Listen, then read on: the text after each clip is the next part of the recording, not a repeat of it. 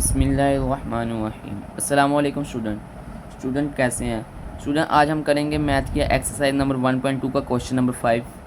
उम्मीद करता हूं कि आप मेरे साथ साथ नोट कर रहे होंगे, समझ रहे होंगे अच्छी तरह। अगर आपने क्वेश्चन नंबर 1, 2, 3, 4 नहीं किया तो क्वेश्चन नंबर 5 करने से पहले वो जाकर कर रहे हैं, ठीक है, ताकि इनके कॉन्सेप्ट की समझ लग जाए। क्वेश्चन नंबर 5 की तरफ चलते हैं, जिसकी use domain, range and graph of the function. वो क्या कह रहा है कि क्वेश्चन नंबर 5 के अंदर कि आपने इसके अंदर डोमेन और रेंज फाइंड करनी है और फंक्शन का ग्राफ फाइंड बनाना है, सॉरी, ठीक है। अब हम टाइम वेस्ट किए बगैर डायरेक्ट अपने क्वेश्चन की तरफ चलते हैं। चलें स्टूडेंट, मैंने क्वेश्चन नंबर 5 लिख लिया है। क्वेश्चन नंबर 5 दोबारा पढ़ देता हूँ कि इसके अंदर हमने डोमेन और रेंज फाइंड करनी है और फंक्शन का ग्राफ बनाना है, ठीक है।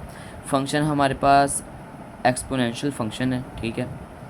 तो इसके लिए सबसे पहले हमें क्या करना पड़ेगा, इसके लिए हमें ये करना पड़ेगा कि सबसे पहले हमारे पास जो गिवन वैल्यू है वो लिखेंगे, f x is equal to 3 की पावर एक्स। सबसे पहले हम फाइंड करेंगे कि जो फंक्शन है वो कहाँ पर इंटरसेप्ट कर रहा है, ठीक है, कहाँ पर से इंटरसेप्ट कर रहा है, ठीक है। वो फाइंड करने के लिए हमें क्या करना पड़ेगा, प्रीवियस एक्सरसाइज के अंदर हमने पढ़ा था कि एफ एक्स इक्वल होता है वाई के, ठीक है, y इज़ इक्वल टू 3 की पावर x।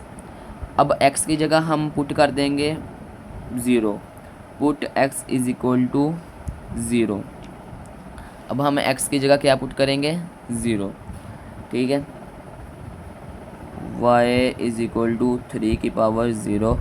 अब हमने पढ़ा हुआ है कि किसी भी चीज़ की वैल्यू अगर 0 हो, ठीक है, पावर सॉरी, किसी भी चीज़ की पावर 0 हो तो वो 1 के इक्वल होता है, y इज़ इक्वल टू 1, ठीक है। अब हमारे पास y इंटरसेप्ट निकला है, ठीक है। क्या निकला है, y इंटरसेप्ट, वो क्या है हमारे पास, 0 और 1, ठीक है। अभी हम क्या फाइंड कर रहे हैं कि ये कहाँ पे क्या होना है इंटरसेप्ट, ये हमने वो फाइंड किया है, ठीक है। कैसे किया है कि हमने x को 0 रखा है, ठीक है। किसी भी चीज़ की पावर 0 हो तो वो 1 के इक्वल होती है, तो हमारे पास y इंटरसेप्ट निकला है। अब हमने y इंटरसेप्ट तो निकाल लिया, अब हमें x की भी कुछ वैल्यू चाहिए होंगी। x की वैल्यू फाइंड करने के लिए हम लिखेंगे x, दरमियान में लगाएंगे लाइन, ठीक है। जितनी मर्ज़ी आप वैल्यू फाइंड कर सकते हैं, y is equal to f x. अब x की जगह हम कोई भी वैल्यू x की जगह वैल्यू पुट करेंगे 1, 2, 3, 4, जितनी अप टू सोन जितनी मर्ज़ी आप कर सकते हैं। मैं 1, 2, 3 और 4 अप टू सोन मैं 4 तक वैल्यू पुट करूँगा। अगर हमने 3 के जगह 1 पुट किया तो ये हमारे पास 3 ही आएगा, ठीक है। कैसे, 3 1 3 की पावर 1, जिसकी भी पावर 1 हो 3 आ गया, ठीक है। अब हम 3 की जगह एक्स की जगह 1, 2 पुट किया तो इसका हमारे पास आंसर आ गया 9, क्योंकि 3 का स्क्वायर 9 होता है, ठीक है। अब हम 3 का एक्स की जगह 3 की पावर एक्स की जगह 3 पुट करेंगे, ये तो हमारा आ जाएगा 27, ठीक है। अगर हम 4 पुट करेंगे तो ये हमारे पास आ जाएगा 81, up to so on, positive infinity तक जाता रहेगा, ये कभी भी ज़ीरो नहीं होगा, ठीक है। ये क्या होगा, कभी भी ज़ीरो नहीं होगा। तो अब आपने कहना सर आपने पॉजिटिव तो फाइंड कर ली, लेकिन नंबर लाइन के अंदर तो नेगेटिव भी होती है वैल्यू। अब हम नेगेटिव की भी वैल्यू फाइंड कर लेंगे, नेगेटिव वैल्यू फाइंड भी कर लेंगे, ठीक है। वो भी ऐसे ही होंगे, ठीक है। यहाँ पे लिखेंगे x, यहाँ लिखेंगे y is equal to f x. इसके अंदर भी मैं वैसे करूँगा, बस यहाँ पे नेगेटिव आ जाएगा, -1, -2, -3, इसकी -3 तक कर लें अप टू सो ऑन, ठीक है। अब x की जगह यहाँ पे मैं आपको दिखा देता हूँ, यहाँ पे x की जगह -1 पुट करना है, -2, -3, ठीक है। अब हम कर लेते हैं 3 की पावर -1, ठीक है। अब हम इसको जब पुट करेंगे ये हो जाएगा 1/3, नीचे आगे पावर होगी प्लस, ठीक है। तो अब आप इसको कैलकुलेटर से डिवाइड करें तो हमारे पास आंसर आएगा 0.333, ठीक है। अब देख लें, यहाँ पे मैं लिख देता हूँ 0.333। अब हम इसके अंदर x की जगह पुट करेंगे -2, तो ये हो जाएगा 1/3 की पावर 2, तो हमारे पास आंसर आ जाएगा 0.111, यहाँ पे लिख लेंगे 0.111, ठीक है। अब हम एक्स की जगह वैल्यू पुट करेंगे -3, ठीक है। जब हम -3 पुट करेंगे 3 की पावर 3, ये हमारे पास आ जाएगा 0.037 0.037। ये हमने पॉजिटिव में भी फाइंड कर ली, नेगेटिव में भी फाइंड कर ली। अब आप ये देखें, आपने कहना सर ये क्या, अब आपने इसके अब मैंने डायरेक्ट किया 1/3 की पावर होती है 3 का स्केयर होता है 9। अब 1/9 को डिवाइड करेंगे, ये आ जाएगा। अब स्केयर है 3 का क्यूब, सॉरी क्यूब है यहाँ पे, 3 का क्यूब होता है 27, 1/27 ये आ जाएगा, ठीक है। अब हमने ये भी फाइंड कर लिया, ये भी फाइंड कर लिया। अब हम सबसे पहले डोमेन रेंज फाइंड करने से पहले हम ग्राफ फाइंड कर लेंगे। चलें अब ग्राफ बना लेते हैं। आपने स्केल की मदद से बनाना है, मैं तो हैंड से बनाऊंगा क्योंकि वीडियो के अंदर इतना टाइम नहीं होता। ये मैंने ग्राफ बना दिया, सॉरी थोड़ा सा टेढ़ा हो गया यहाँ से। आपने स्केल की मदद से बनाना है, ठीक है, आपका ग्राफ थोड़ा अच्छा बन जाएगा, ठीक है। तो आपने टेंशन नहीं लेनी है क्योंकि आपने स्केल से बनाना है। चले मैं ग्राफ बना के आपको मिलता हूँ। चलें स्टूडेंट, मैंने ग्राफ बना लिया है, ठीक है। अब ग्राफ के अंदर हमारे पास यहाँ पे 3 के बाद 9 था, 27 था और 81। तो मैंने यहाँ पे 3 के बाद अप टू 9 लिख दिया, फिर अप टू 27, अप टू 81, ठीक है। अब मैं आपको वैल्यू दिखा देता हूँ। चलें स्टूडेंट, आप देख सकते हैं 1 पे आंसर आ रहा है 3, 2 पे आ रहा है 9, 3 पे आंसर आ रहा है 27 और 4 पे आ रहा है 81, ठीक है। ये 4 वैल्यू एक साथ ही याद रख लें ताकि बार बार टाइम ना वेस्ट हो।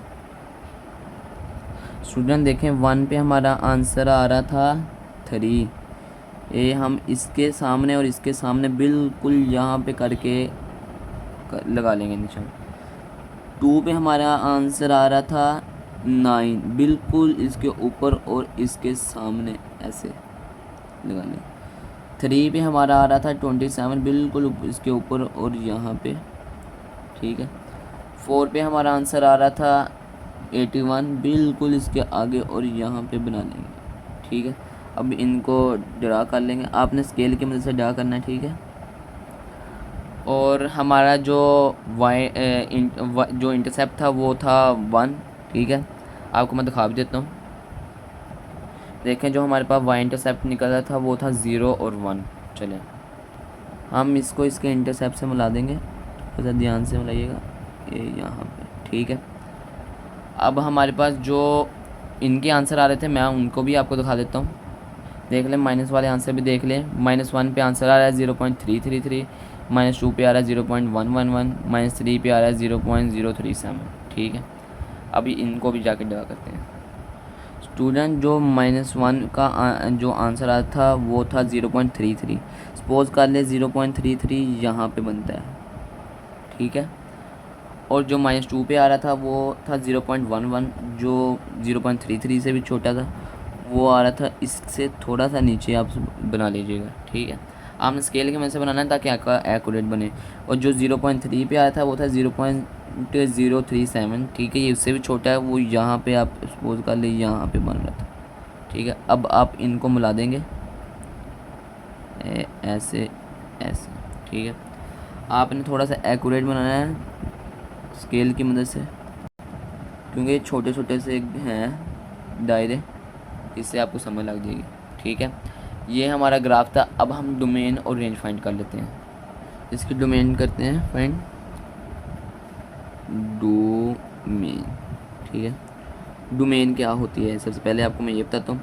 डोमेन होती है कि एक्स की जगह कोई भी वैल्यू पुट करें तो हमें आंसर मिलेगा, जैसे 1 2 3 4 -1, नेगेटिव में भी वैल्यू पुट कर लें -1 -2 -3 -4 अप टू 100, जो मर्ज़ी वैल्यू पुट कर लें, ठीक है, आपको आंसर मिलेगा, ठीक है। इसकी जो डोमेन बनेगी वो होगी सेट ऑफ रियल नंबर, ठीक है, सेट ऑफ रियल नंबर, या आप उसको ऐसे भी लिख सकते हैं -∞ से +∞ इस, ठीक है।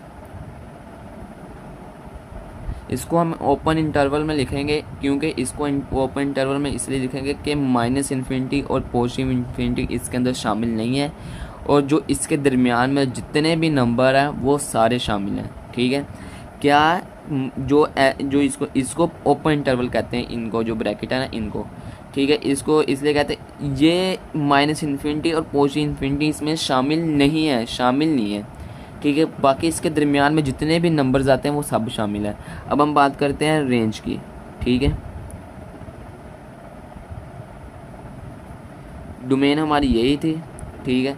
रेंज हमारे पास क्या है, 0 से पॉजिटिव इन्फिनिटी। ये 0 से पॉजिटिव इन्फिनिटी क्यों है?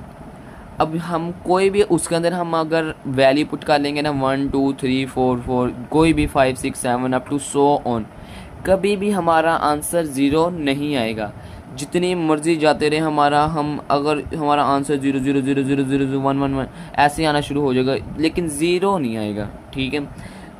पॉजिटिव तक जाता रहेगा, ठीक है। इसका ओपन इंटरवल में लिखने का मतलब ये है कि 0 भी शामिल नहीं है, पॉजिटिव इन्फिनिटी शामिल नहीं है, इसके दरमियान में जितने भी नंबर हैं वो शामिल हैं, ठीक है। आपको दोबारा समझाता हूँ, रेंज क्या होती है, जो भी हम नंबर पुट करेंगे उसका जो आंसर होगा वो कभी भी 0 नहीं आएगा, ठीक है। कभी भी किसी भी सूरत में वो 0 नहीं आ सकता, ठीक है। जितना मर्जी लंबा नंबर लिख दे, जितना मर्जी, वो छोटा होता जाएगा लेकिन 0 नहीं आएगा, ठीक है। उसका पॉजिटिव में आंसर आता रहेगा, ठीक है। जब हम कोई भी नंबर पुट कर लें, -1 1 जो मर्जी पुट कर लें, ठीक है। और उम्मीद करता हूँ कि आपको मेरे क्वेश्चन नंबर 5 की समझ लगी होगी।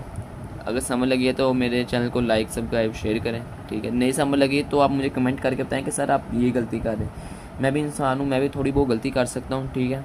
तो आप मुझे बताया करें, मैं भी आपसे सीखने के लिए आता हूँ, आप भी मुझसे सीखने के लिए आते हैं।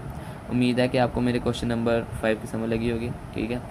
अगर समझ लगी है तो ज़रूर सब्सक्राइब करिएगा। ओके, अल्लाह हाफिज़।